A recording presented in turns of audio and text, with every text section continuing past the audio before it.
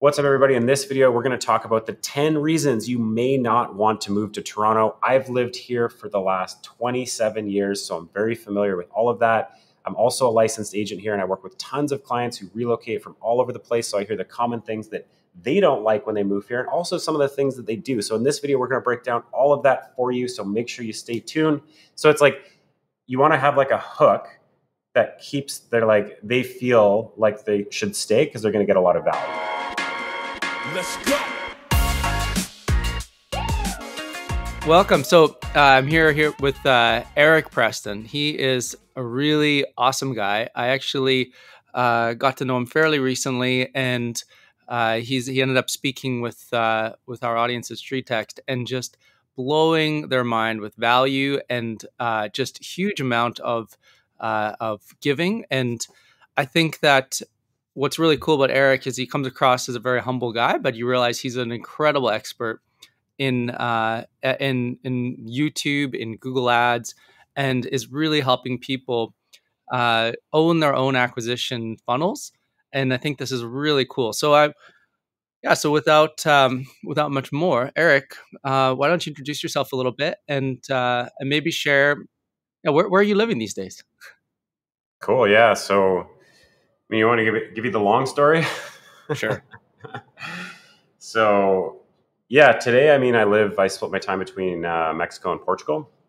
So we're looking at building a home down here in the state of Oaxaca, down in Mexico, in a place called Huatulco. So that's kind of where we're at these days. And then we're going to be living in Portugal during the more closer to the summer months. So that's kind of where I'm at now. And if you ask kind of how I got here, I have to go all the way back to 2017 when I got this. I was leaving the bar industry.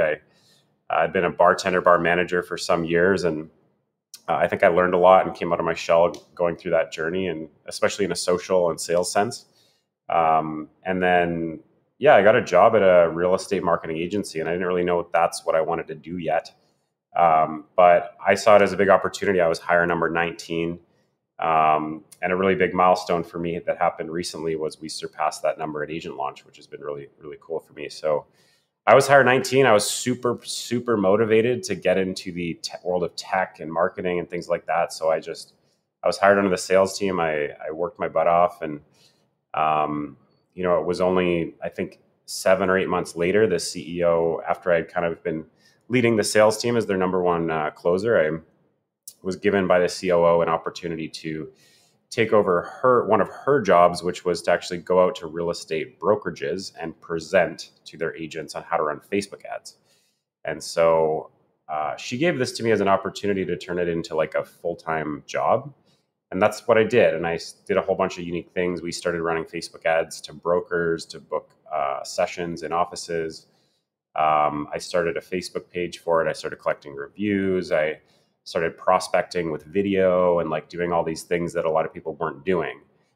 And I got to a point where I was doing 4 or 5 per week in-person sessions. And I was driving from Vancouver down to Seattle, down to Tacoma, down to Portland. I'd fly down to California. I was flying to Alberta. And at the time, at the peak, we had a sales team of, I think, 17. And what I was doing was generating 35% of top line revenue for the company. And so that's kind of where I really refined my skills as like a presenter, and really learned a lot in real estate marketing from some great people at that company who taught me the ropes. And I was really pushed to learn a lot. And then at a certain point, me and another top sales guy, we started getting our real estate licenses in secret on weekends. And so we were studying after work on weekends. We both got our real estate licenses. We started a real estate team together. We had success right away using a lot of the marketing stuff that we had been learning at that company. And we started running Facebook ads and Google ads, and we started making sales. And then we also decided to start our own agency. So we started our own agency targeting brokers, helping them recruit agents. That grew into us creating a course on Google PPC and helping agents run their own Google ads.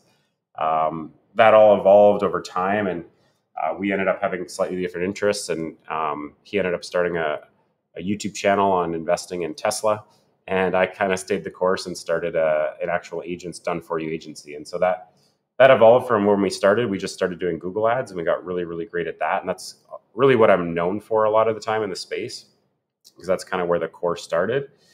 Then we added an ISA element, but it was more done for you.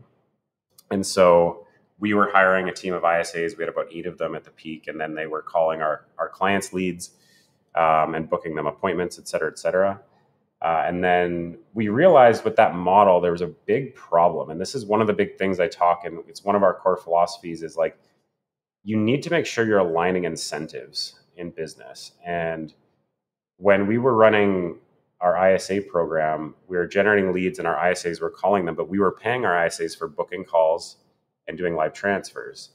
But that doesn't align with the incentive of the agent. The agent wants to sell houses. And so that worked, and our business was growing, and we had made a really hard decision at Agent Launch to actually pivot and move from less of a renter kind of agency traditional model into more of an ownership model, which is what we're at today, where instead of doing that, we actually build the Google ads in your ad account that you own it, and we also hire the ISAs onto your team. So we recruit them and then we train them, and we do a whole bunch of other stuff. But that was kind of the pivotal point where we turn into more of an ownership program.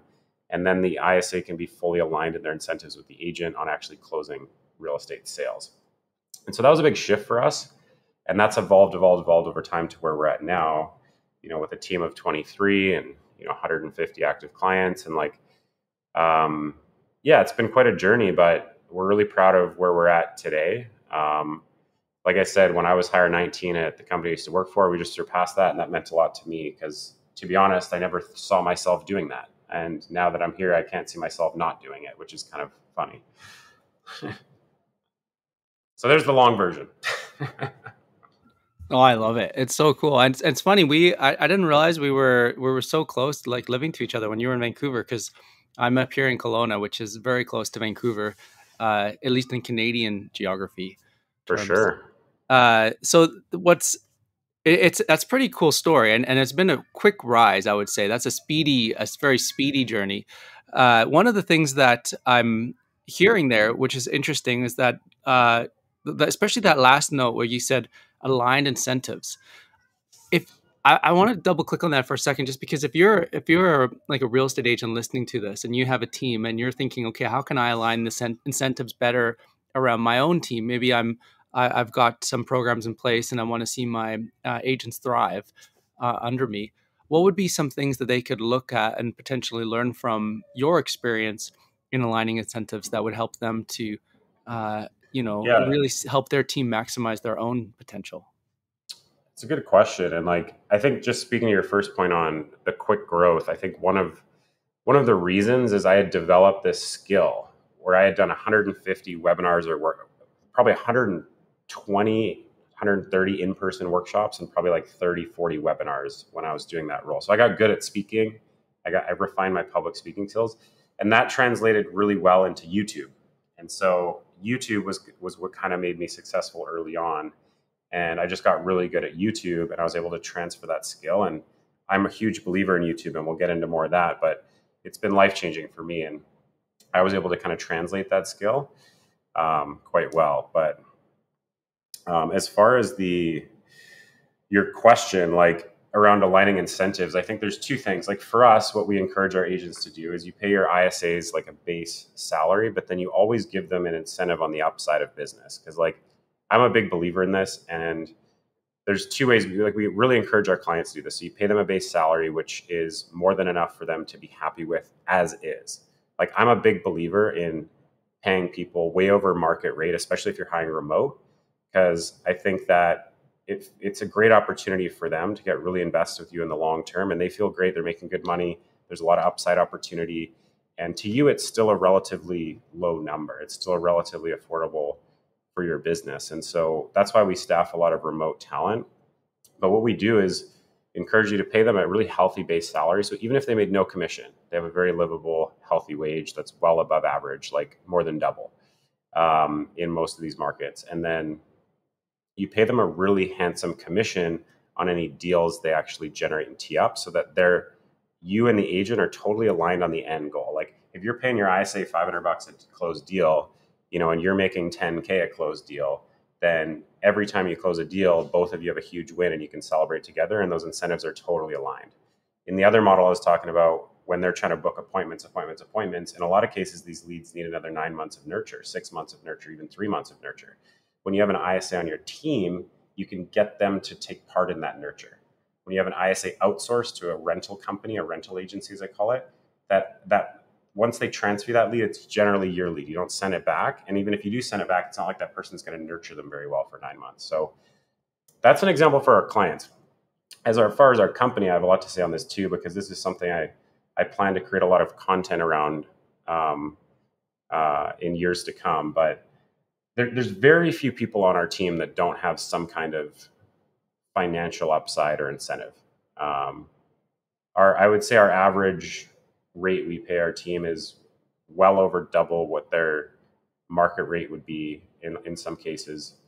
And there's generally always some financial upside, because I believe that when you grow and someone's on just an hourly rate, growth means more work for them.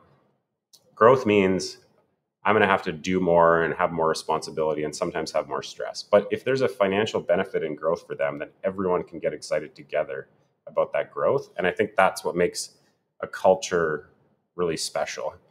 When everyone can kind of take part in the growth and the success of what we're all building together. Because at the end of the day, it's not me building this, it's everyone. We're all involved in it.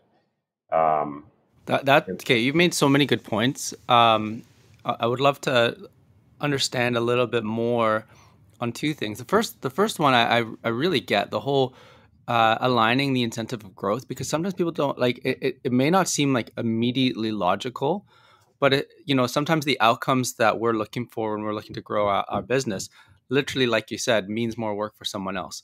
And one of the things that we do as well in our team is we try to cultivate a culture of scale. And what that means is thinking about your job from, rather than a security, which is I want to be busy so that I have a job guaranteed, but think about it more as in, how do I create efficiency internally in what I'm doing? Look for opportunities where we can leverage systems or work with the engineering team to figure out, okay, you know what, if I could take these 3-4 tasks and automate it, or find a way of building it directly into the system, then I might be able to save 20 hours a week, which I now have available as we grow. And so that's one of the things that I always think about too, is leveraging, helping the team look for it as well, because you can do it in so many ways, like as support.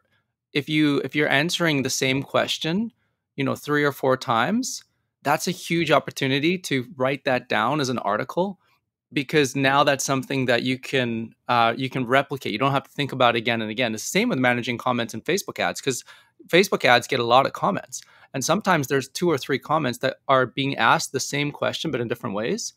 And if you can just figure out what those are, then you've got so basically the idea there is thinking, okay, how can I use this career path as an opportunity to learn from this growth expansion that we're going through, and see it as something that is beneficial, because now I'm going to have so much more that I'll get to gain from this experience. And I really love the idea of tying that into commission incentives, like what you're talking about there. But I want to double click on the mindset there, because you said you're paying everybody more than market salary. Is that because you're like you said we want them to feel, but is that because you're a really nice guy? Are you just really generous? Like what's the core mindset behind that?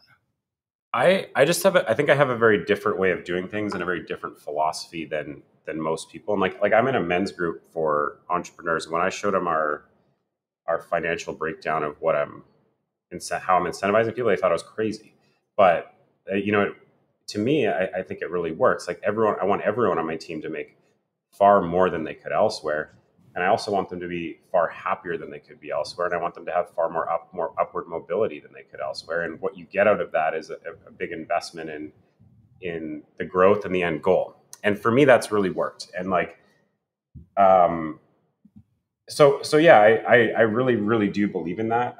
I don't want to approach it as a selfish thing. Like, I think a lot of people get caught up in doing that. But for me, I love that everyone can take part in the growth. And we like to promote fast. We like to promote When people show that they're invested and that they can handle it, I love to give people ownership and opportunity. That's really important. Is like, hey, this is what I need from you, and you're going to own that. And I find when you give people ownership and an investment in the upside of what they're doing, you get a very high output. And everyone wins because they're super stoked to have ownership and not be micromanaged. And they're super stoked to have the title that they might have and the pay rate that they might have, that you get a disproportionate return, in my opinion. In a lot of my competitors, I see this all the time. They're like, oh, I'm going through sales reps like crazy, or I'm going through account managers like crazy, and people keep quitting. I'm like, well, can I swear on this podcast? Sure. Sometimes I get passionate and I just need to. I'm like, well, how are you fucking treating them? Like that's what it comes down to at the end of the day, is like, how are you treating your team? Because we deal with this with our clients a lot, is like, oh, like, my ISA left, for example. I'm like, well, how often were you meeting with them? Or, you should be meeting with them every day. You should be like making them feel good, that they have an opportunity, making them feel like there's an upside, like working with them, making them feel like they're improving their skill set. Like there's so much that goes into leadership, I think, that people underestimate. And I genuinely feel people don't leave companies, they leave people. And if you aren't that person that's going to keep people around and give people opportunity and allow them to grow, like I think it's kind of crazy. If you look at my company, the average age of the people that work with us, and their titles and their income, if I broke that all down for you on a spreadsheet, you'd be very probably surprised. But if I broke down for you the intelligence and output and buy-in of these people and the things that they're doing, you'd also be really impressed. Yeah, no, that's really cool. Now, is there, like, when you look back at your life and your personal career, was there a moment where you saw this being done really well? Or did you see something that was like, okay, this maybe is broken and I think I could do this differently?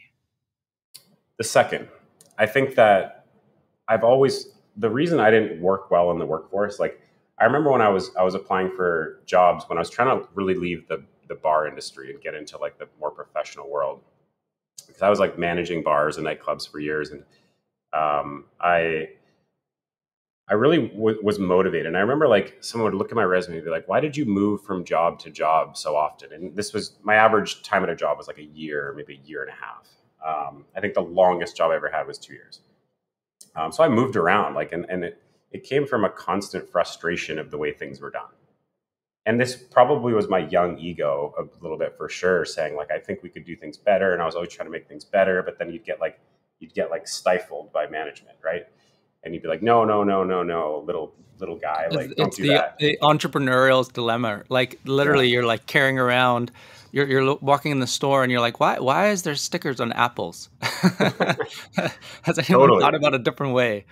Yeah, and that's just the way my brain works, is like problem solving. And like the company I was working for, the real estate marketing agency, that was the first company I ever worked for that gave me full ownership around something. And what did I do with that ownership? Well, I took it and I did it my own way, and then it became wildly successful. As it grew and became more and more successful, they started putting a little bit of rules around it and things around it. And then I felt a little like, I was like kind of like, bull in a cage in a sense. I'm like, no, I want to do things differently, and I want to. And they did give me a lot of independence, and I showed them that was the right call. And I think ever since I experienced that and learned that about myself, I realized that I always wanted to be that way to the team I created. I always wanted to be that. I never wanted to be that like micromanagey, like too many expectations, like putting too many like, boundaries around someone. I'm like, here's what I need you to do. Go do it. And they will show you very quickly if they're capable or not.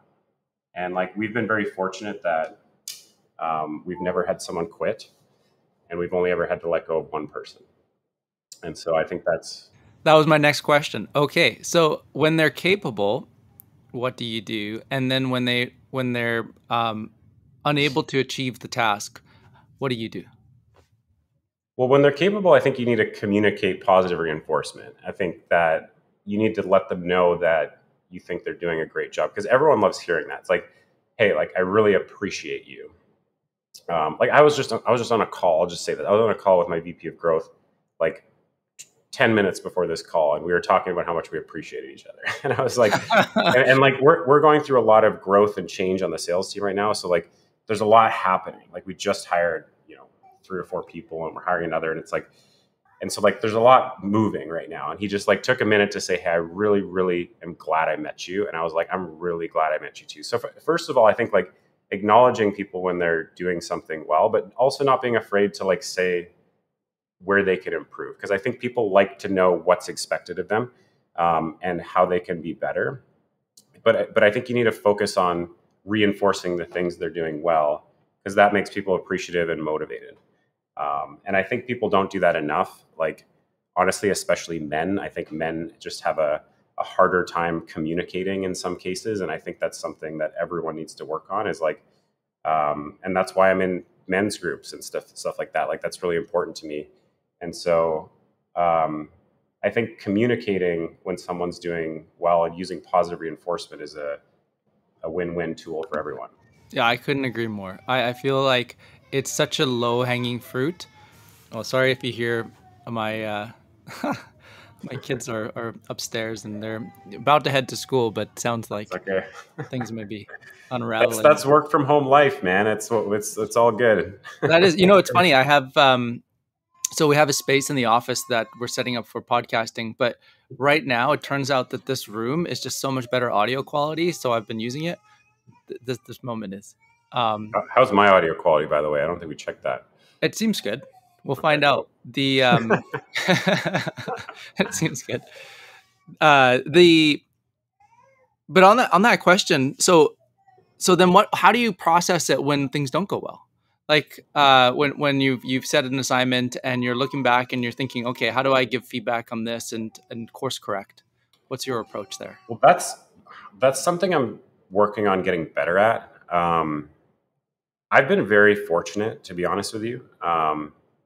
I learned a lot early on about trusting my gut when hiring someone, and I've been very validated in that. There was only one example where I like kind of moved on someone when I didn't have a good gut feeling, and that's the person we ended up letting go. And that was quite a long time ago, like over a year now. And so I've been very fortunate that I've had a lot of great people join us, and we've made good hiring decisions. And so I haven't had to have as many of those conversations as maybe I should. And I'll admit that. I think that's one area I can probably grow. And so I'm probably not the foremost expert on that specifically, but I'm getting better at telling people what I expect and want. And I think the key for me has been, and I had a great conversation about this with one of my key members of our leadership team around, like, it was kind of like, I don't need help, I need ownership. It's like, tell me what you want and give me ownership around doing it. And that was a really key moment for me, because I was like, oh, okay, I get it. Like, it's not like, I want this, let's do it together or whatnot. It's like, hey, this is what I want and this is my vision. I need you to like bring that to life. And then if something isn't right, I'll just say, hey, like, I think this could be better and I think we could improve this. And at the end of the day, I find the feedback I get, like, there's a part of me that's always scared to like be overly critical. Because I think that's because I didn't like when people were like that way with me. But I'm finding like a healthy balance of how to do that. And just, I think it's important to say when you don't like something or when you think something could be better and not just let it slide. And so I'm getting better at like setting the expectation of like, hey, this is what I want and this is what I need and this is the standard we need to do things to. So that's definitely an area of growth for me, I'll be honest.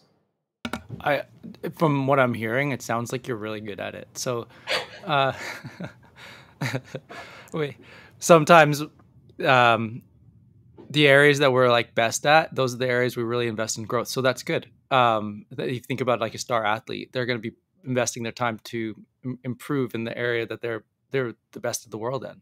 And it sounds like you're actually very good at that. So that is fascinating. So you've got this, and it's one thing I like respect from you about you, even as we've worked together, as I've seen things that you've been providing, and it's like, wow, you're very good. You're very organized, and you seem to be doing a good job of communicating with your team, and you do a good job of communicating with us as well. So you've got a good way of seeming to be clear with what you're saying, but then distilling it down into a framework that other people can implement and execute on. And that's a great That's a really great skill to have developed.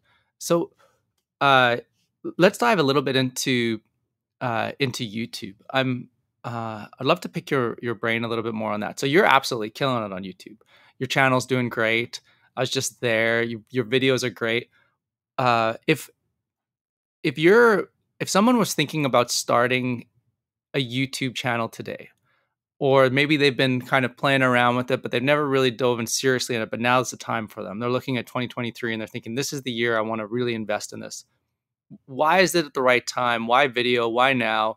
And when is the right time? When would you say maybe pause this?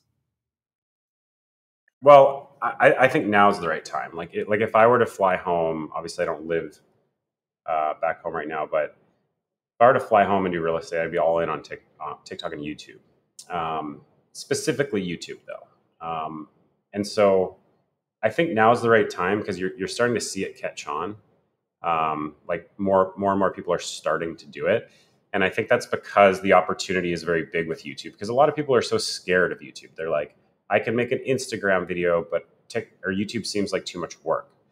And that's not false. Like YouTube does take more work, but the net end benefit of creating a YouTube video that, like you'll go do a YouTube search, and everyone's experienced this. You do a YouTube search and you click on it for the first video and you realize it was published 2 years ago. You're like, wow, this video has been getting views for 2 years. And that very realistically will happen with YouTube is the amount of time, the longevity of one production lasts a very long time. So the net return you get from one production, yes, it's more of an investment to create it, but you get way more out of it long term. And so, I mean, YouTube is so unique in so many ways that people always like to say it's about subscribers and it's like social media, but it's a totally different animal. You can link to your YouTube videos really easily. When people are on YouTube, they're in like a watch now mode. When people are on social media, they're in like I'm bored, killing time on my lunch break mode. And so you have to address the platform that you're on. And so I think YouTube it's slowly replacing TV, for example. Like I genuinely feel like our generation and the generation behind us is like, they're going to be watching YouTube. They're not going to be watching cable, and so I think that YouTube, even though it's massive, it's only going to get bigger. And I think that the barrier to entry, at least in most people's minds, is very big to YouTube. And that creates a big opportunity because there's not that many people doing it. Like how many agents are doing Instagram? Like everyone. But like how many agents do you know doing YouTube? At least reasonably well? Very few. And so there's a big opportunity in that. Yeah, that makes total sense. And you know what I was thinking, the analogy as you were sharing about YouTube, it almost reminds me of it's like the listing agent. The idea of being a listing agent is that if you have like a ton of listings in a market, those listings start to act like a net, because the more listings you have, the more inquiries you get over time. Maybe each listing's only going to get 2 or 3, inquiries a month or whatever it is, depending on how fast the market is. But if you have 30 listings, that adds up pretty quick. And so it's the same thing with YouTube videos. What you're describing there is you've got a video and it's lasting 2 years and you're still getting viewers. You're still getting people watching it. It's like having a whole ton of inventory out there that's drawing people's attention. And then they're meeting and getting introduced to you, which is such a powerful net, which is then amplifying your business. That makes total sense. Like my YouTube channel gets 100 to 200 views per hour generally. Wow. So that's great. It's crazy when you extrapolate that out to like, imagine 100 to 200 people are watching whatever you're saying, listen to whatever you're saying every hour, regardless of what you do in your day. It's like high leverage. Social media doesn't work like that. You stop posting on Instagram, people stop seeing you. YouTube, the more videos you make, the more compounding effect it has. Now you have 50 videos on different keywords and different subjects. Now you're capturing all this search activity from all these different keywords. And then someone's watching this video and then they finish it and they're like, I like that video. And they click on your end screen card or they go to your channel and they watch another video. Then they watch another video. And this, I coach our clients on YouTube every week. That's my biggest role in our coaching program. And I see this all the time it's like, it just compounds and compounds and compounds. You get to a point when you start getting leads, because it does take time and energy. It's not easy. But when you start getting leads, the people will say things like, I watched all your videos. I feel like I know you. And like, I've had people say this to me so many times, but the quality of leads you get at the end of the day is like, people have already decided they work with you. Unless you totally let them down on that call, they probably already like you and want to work with you. People like underestimate the power of video at this respect. So one of the things, it's crazy. So we do this mastermind every Wednesday, and one of the guys on the mastermind, he was sharing this, how I don't know, he might be investing in YouTube channel as well. But in this case, he was just sending video through text message. So he had a bunch of people that he had been communicating with, and he thought, okay, you know what? I'm here. I'm sitting outside. I'm at a restaurant. I'm just going to do a couple videos and just share a little bit about what's happening in the market, because I want to connect with them anyways. So he did that. He just filmed these really short videos, like 20 seconds long, and he texted them away. He booked 6 appointments. 6 appointments. He didn't send very many. Like, I think it was like 6 out of 6 basically. And he said that when he went into the appointments, he had already won the listing before he even showed up, because they said they felt like they already knew him. That was just a quick video on text message. So the power of video, you cannot you cannot, it's so compelling. Mm-hmm. And it's such a simple form, but there's something about the brain where you get to see the person, hear them, it just connects the dots. And so then they get to know who you are. And they're, like you said, they come in feeling like they already know you. Totally. Now it can be a little bit disarming, right? Because now then they meet you and you're like, wait, I don't know you yet. Well, this is one of the great things about YouTube specifically, is like, if you start, and this is what we teach our clients all the time, is like, deployment is the thing people miss. Like, yes, you can create videos and you can host them on YouTube and then you can put them on social media, but how are you deploying them? Like you just said it, texting it to someone can be really powerful. So imagine this, say you're doing, like a lot of our clients are doing street text Facebook ads, and we're running their Google ads. So they're getting a bunch of leads, and those leads are going to their website and they're searching for homes for sale. Now imagine you're a consumer and you're searching for homes, let's say Kelowna. Let's say West Kelowna, a more specific area.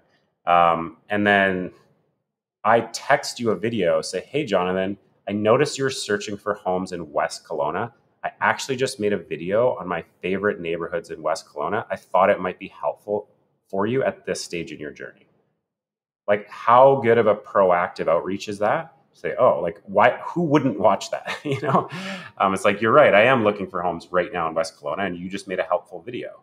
So I'm going to watch that video, and then next time you call me, I'm probably like, oh yeah, I watched your video. I thought it was really helpful, and they're super warm with you, right? Because they're in the process of looking for homes, but they're also in the process of shopping around for agents. And how do you stand out?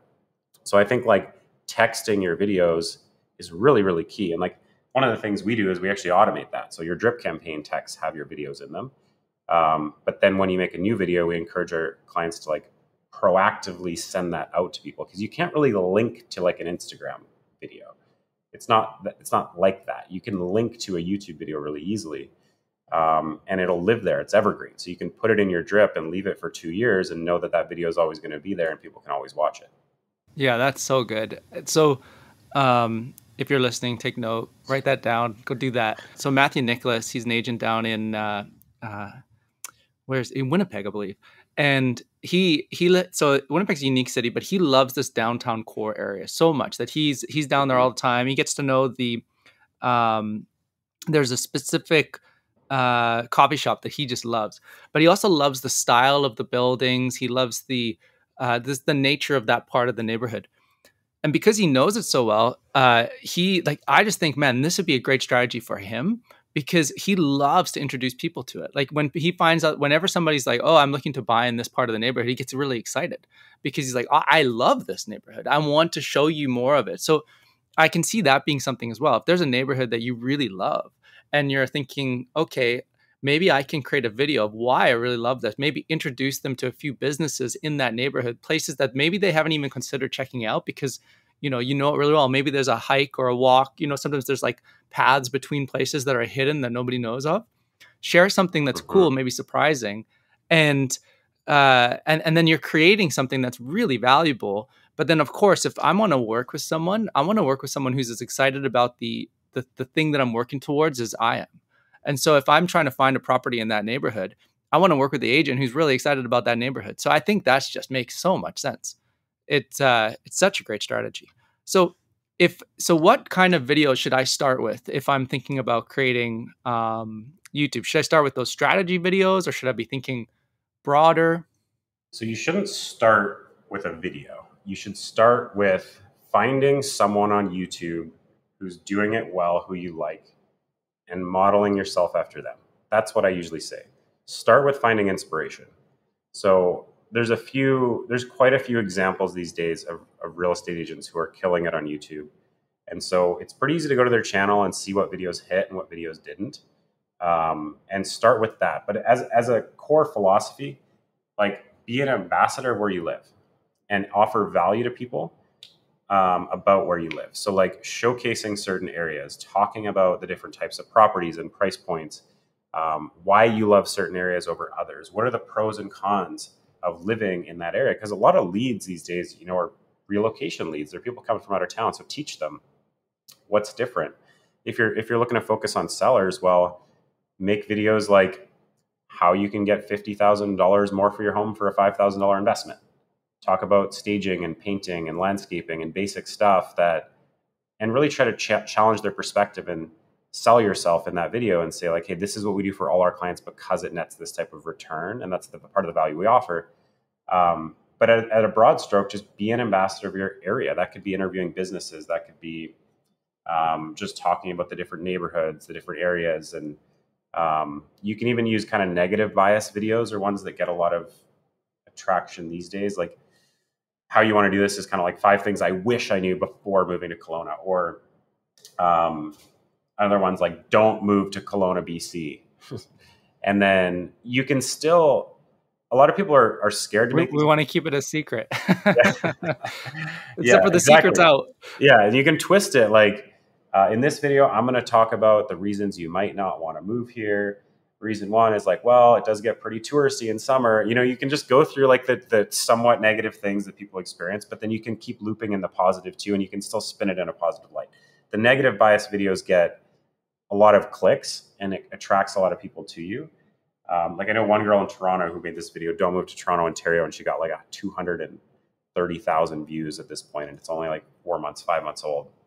It's like that one video can change your life. It's kind of crazy. And that's what's interesting about YouTube is one video can change your life. Yeah, that makes sense. So the reward is immense for the amount of effort it takes to create a video. It can be. It also can flop and not go anywhere, but that's why I always say consistency over time is the only way, because some people get there sooner, some people get there later. Usually it just takes one video to pop, hit the algorithm, get a lot of views, and then your other videos catch up, and that video feeds your other videos, and so your channel starts feeding off each other. And there's a lot of factors that go into it. But generally speaking, with my clients, what happens is they get that first video that doesn't get 20, 30, 40, 50 views. It gets like 1,800 views or 2,500 views, right? And then YouTube's like, oh, people like this video. Next video, I'm going to start showing that to more people. And then it does. And then it's like, if that catches on, then it's like, okay, now you got traction. And it takes a while.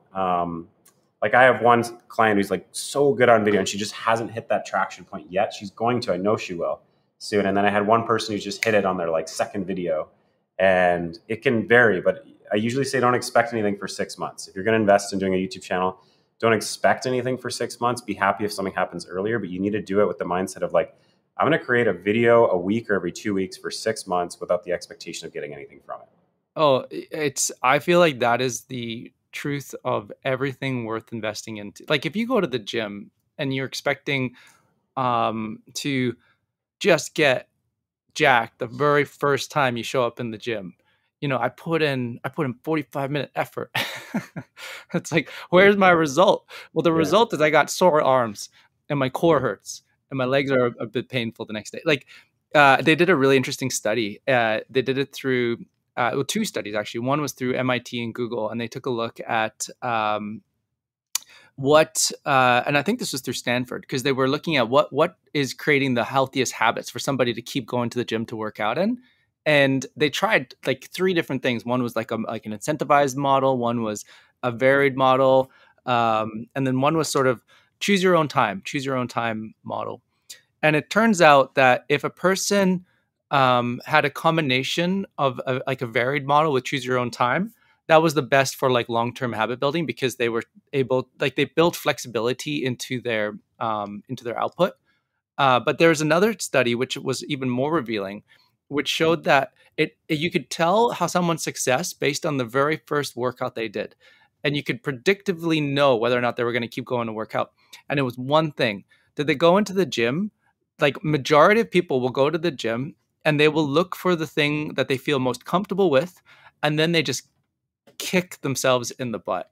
Like this is like, think about, it's January 3rd, they're over the holidays, they want to work off, so they go and they find the Stairmaster and they just put everything into the Stairmaster and they feel great. They get off the Stairmaster, they do their job, and then like delayed onset muscle soreness kicks in and they never show up again because they didn't have fun. It was just like it wasn't worth it. But the person that goes to the gym and picks something that they really actually have fun doing and maybe doesn't even work out that hard, they are the ones who stick with it forever. And they are the ones that end up rising to the point where they're now doing marathons and all that other stuff because they found something that they enjoyed doing and they were having fun. And with YouTube, it sounds like it's very similar, where it's like you got to kind of get into this mode of, I'm just going to go to the gym. I'm just going to have fun with this. I'm going to play around.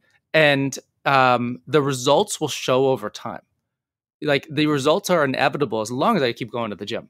But I'll keep going to the gym as long as I'm having fun. And so there's a, we almost have to like rewrite our brain reward mechanism from seeing the number of views as being having fun, as it is just, am I seeing progress? Am I getting, am I getting those videos created? Did I get to meet somebody cool making that video? Maybe I met a new business. Learning to enjoy the journey, and because videos can be fun if you, like in our program, we give them all the tools to make the video, the scripts, the process, everything, but then I'll watch all their videos and give them critical feedback. So that process is fun because they get like a mentor who's going to guide them through it. And when you're just soloing it, it can be tough. I'll add another one to that though, which is I completely agree. And I've spent a lot of time in the gym myself. And one of the things I've battled in my life journey is when I was younger, I was actually overweight. So I actually had to overcome that towards the end of high school, leaving high school. And so I had to go through this journey for the first time of really getting committed to working out. And one of the things I learned very early on is like, yes, it's more likely you're going to stick to it if you enjoy it and it's fun, but it's also hugely dependent if it's convenient or not. So like if the gym is a 30-minute drive away, most people will never go. So I developed this philosophy where like I wasn't close to a gym. I tried going to the gym and I just never stuck to it because I was always driving there. So I just took up running. And so I developed this philosophy of like, Eric, just put your shoes on. Just put your shoes on. Just don't think about anything else. Just put your shoes on. Because when you put your shoes on, you're not going to take them off.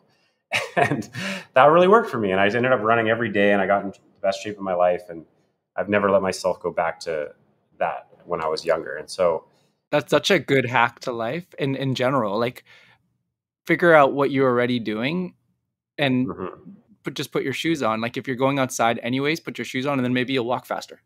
Yeah. And every time I've looked at a place to live or something, I've always tried to be close to a gym because I usually get super committed to the gym and I'm very self-motivated. But like when I was living downtown Vancouver, my gym was across the street. When I was in Burnaby, for example, my gym was like, it was like a 4-minute run.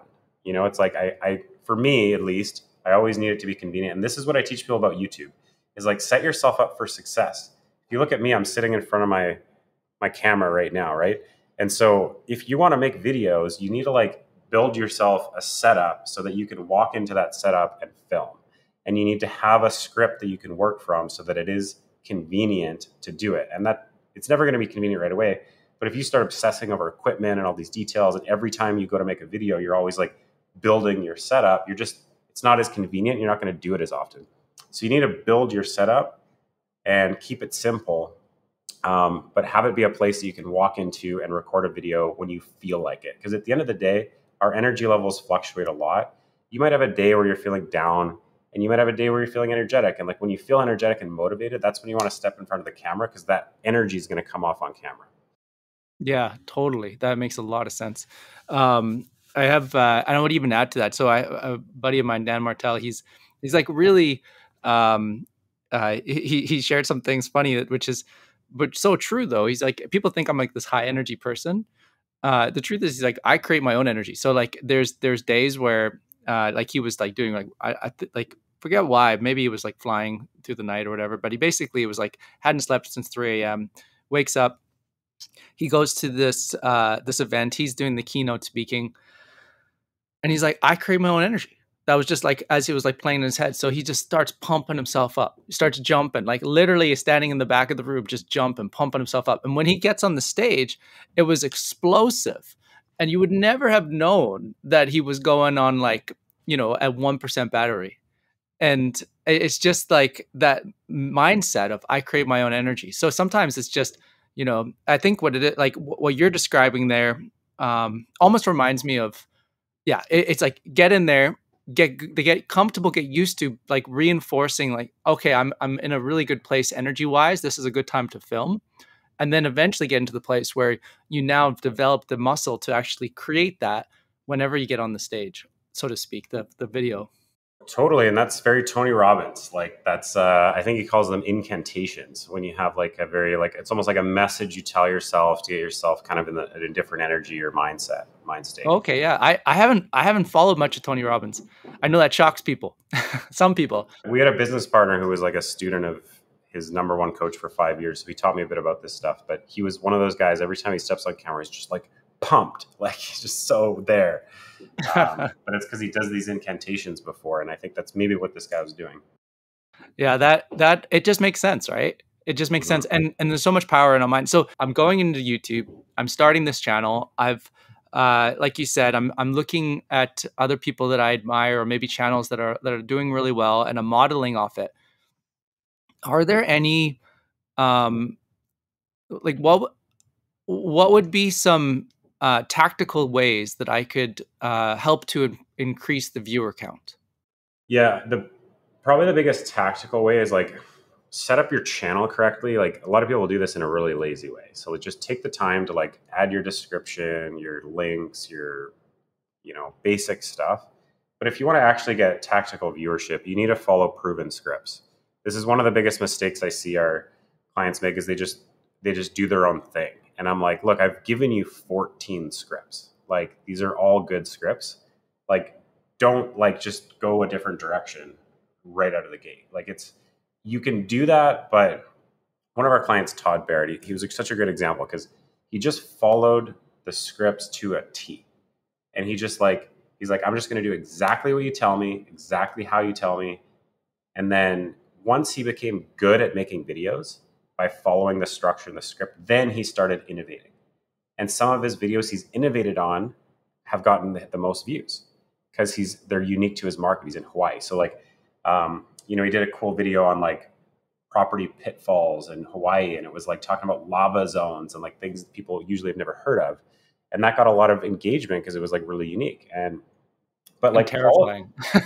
all the proven scripts, like the pros and cons type videos, the things I wish I knew before moving to, or best neighborhoods in, like these are all very easy to understand and digest topics, but they're also usually easy for the agent to speak about as well. Just write down a list of 5 pros, 5 cons, and just talk about that. But use a structure. Like you need to have a really solid hook at the beginning of the video. You also need to have a good thumbnail and title combination to get people to even click on your video in the first place. So you need these basics down right. Like most people will make their title too long and not have the right keywords. And then they'll repeat that in their thumbnail and it'll be super wordy, but they don't realize that thumbnails show up really small on YouTube and you need to have like 3 or 4 words or less and have them be really big and bold. And you need the title and thumbnail to complement each other, not repeat each other. That makes sense. For example, this Toronto video by, her name is Rochelle. It was "Don't move to Toronto, Ontario!" 3 exclamation points. And then her thumbnail was "I can't stand Toronto." And it was like a sad face. And so that was a good example of like a complementary title and thumbnail. So you want to have that down, but you also want to make topics that are really broad. Like don't move to Toronto. Like what's that all about? Like tell me more about that. Or like, what are the pros and cons of living in Kelowna, or like things that are very widely digestible, can generally get you a little more opportunity to have a big reach with your video. Those are great tips. Now, if someone starts watching your video, how do you keep them engaged? Good question. So you have to have a really first step is the title, getting them to click. Then it's getting them to stay. That's as simple as I can put it. The number one thing the YouTube algorithm looks for is viewer retention, which means what percentage of people click on your video and keep watching it, aka don't leave. So how do you do that? Well, you have to have a really good hook.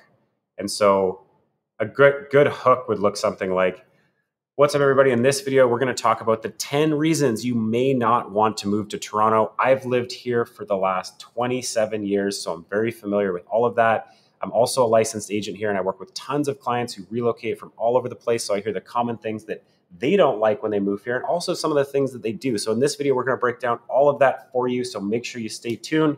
So it's like you want to have like a hook that keeps they feel like they should stay because they're going to get a lot of value.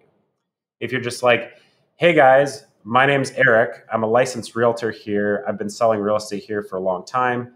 If you want to work with me and my team, you can call me or email me or book a call with me, and make sure you subscribe and like this video. And like a lot of people do that, right? And it's like, you haven't given me any reason to stay. It's like, call me, email me, like this video, subscribe, like comment. It's like they immediately go for the call to action. And I think call to actions are important in your videos for sure, but a lot of people overdo them or they don't do enough of them. And sometimes they make them too early on. Like you need to have a really strong hook. Like another thing you can do is like, and if you stay to the end of this video, I'm going to give you one big reason that you might not have thought of why you actually might want to move here or something like that. Like you can give them like a, hey, if you stay to the end, you're going to get one secret, right? So really encouraging them to stay is a good tactic. Yeah, that all makes a lot of sense.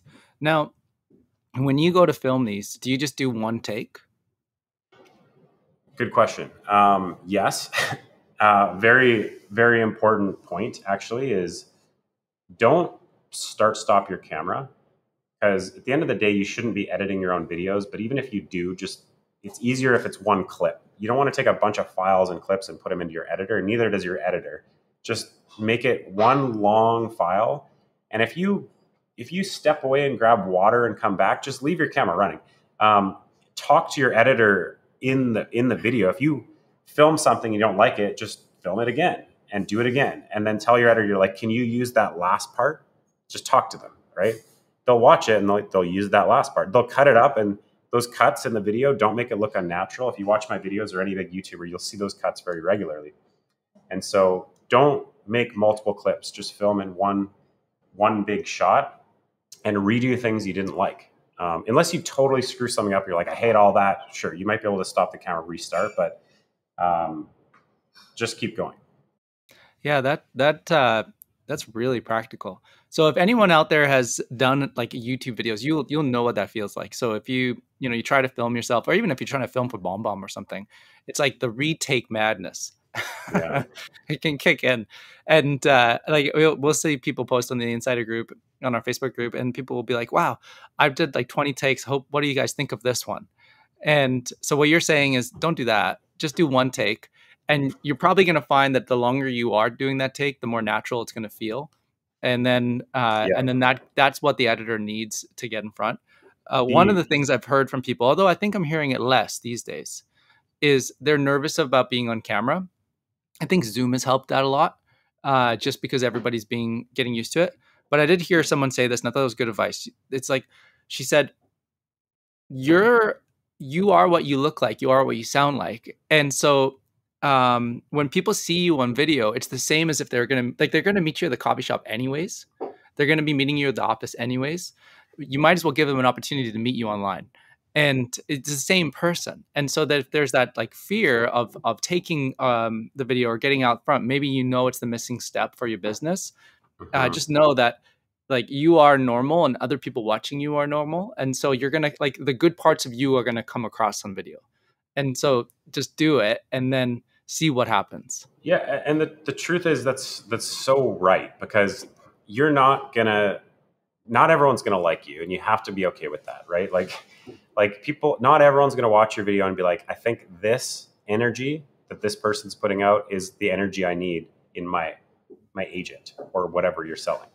And that's okay. like, there's room for more than you in the market, and there's room for some people to I always encourage my clients to show off your personality, because that's what you're going to do in person anyways.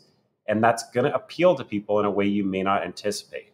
It's going to really appeal to certain people. And usually what happens is people are really uptight for their first 5 videos and they don't show a lot of personality.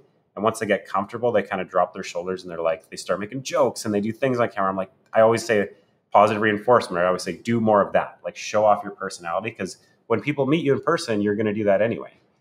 Yeah, and then you're cultivating your tribe. You're finding more people that you actually do want to attract in your business, and they're starting to follow you now on your channel. And then that's great, because you want more people that you want to do business with. And the people that are being turned away, it's nice to have a filter up front. Totally. 100% it is. And like, that's why the leads you get from YouTube generally the best out of anything anywhere, because people generally have already decided at that point that they like you. Whereas pretty much any other lead source, even a referral, they haven't decided if they like you yet. They just have someone else's stamp of approval on you. But YouTube truly is the place where people will have decided if they like you before they talk to you. Have you ever worked with someone who's creating a YouTube channel and they're creating videos, and you can see that it's just not working? And how do you help them in that regard? It's not easy. But one thing I have learned is some people really shock me at how good they are at it. And some people I think are going to be good or are just okay. But one theme I have noticed is that everyone's capable of getting better over time. Some people more so than others, for sure. And it is tough to work with someone when, like, you really look at their like 4th or 5th video and they're not making a ton of progress. Although I very rarely see that.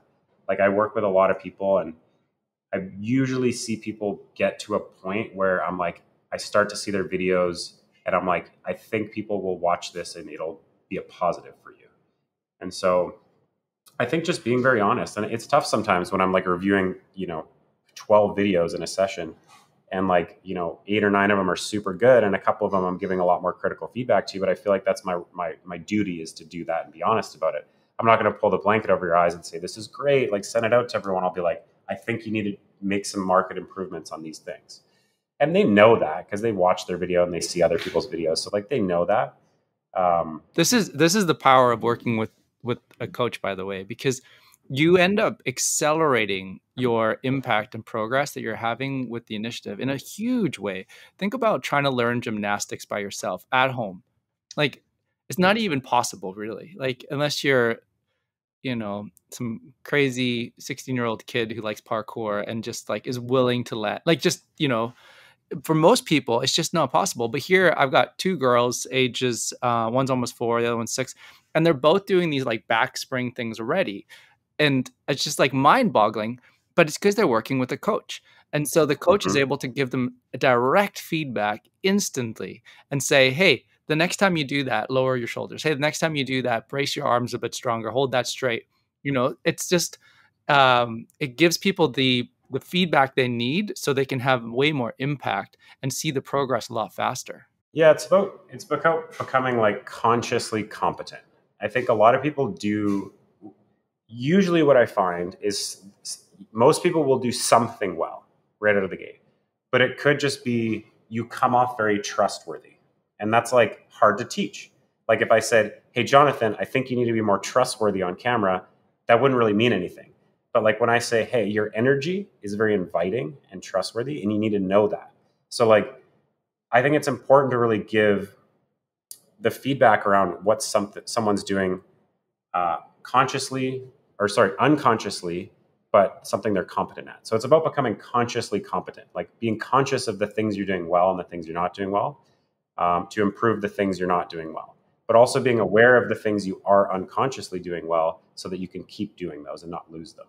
Yeah. So having descriptive feedback helps a lot. Something, because it's like you almost want to take something that's an intangible and say, okay, here's a practical way. Like you described it earlier, drop your shoulders back. How does that feel? Does that feel better? Yeah, it does feel better. So now try that this time. Like, or, you're really inviting when you smile. Try smiling when you speak. How does that feel? Great.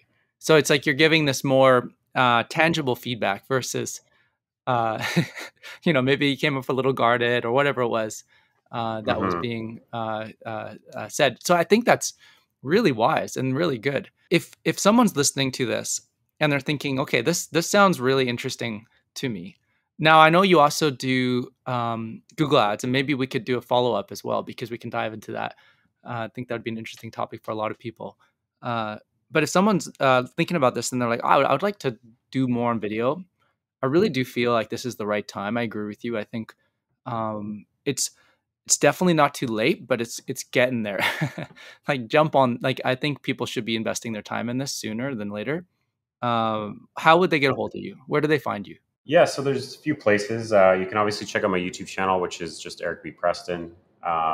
You can follow me on Instagram at Eric B. Preston or at Agent Launch as our company. But really, what like if someone's looking to grow on video, like one of our big philosophies is like two things. One is we want to build assets in your business that you own. So we build everything in your business so you can move away from being dependent on, Zillow and Realtor and things like that. The second thing is like we focus on a more holistic approach to this because I don't like if I were to just coach someone on YouTube, that's fine, but you're probably not going to get anything from it for a while. So what we do these days is a very much a more holistic approach to acquiring clients online because at the end of the day, that's what you're trying to do is you're trying to acquire clients online.